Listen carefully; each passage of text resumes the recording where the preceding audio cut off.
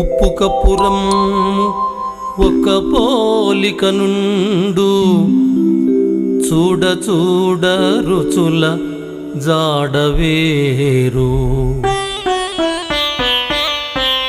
పురుషులందు పుణ్యపురుషులు వేరయా, పురుషులందు పుణ్యపురుషులు వేరయా. విశ్వదాభిరామా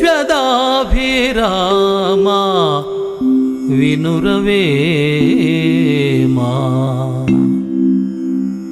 ఉప్పు కర్పూరము ఒకే విధంగా కనిపిస్తాయి, కానీ పరిశీలించి చూస్తే వాటి రుచులు గుణాలు వేరువేరుగా ఉంటాయి.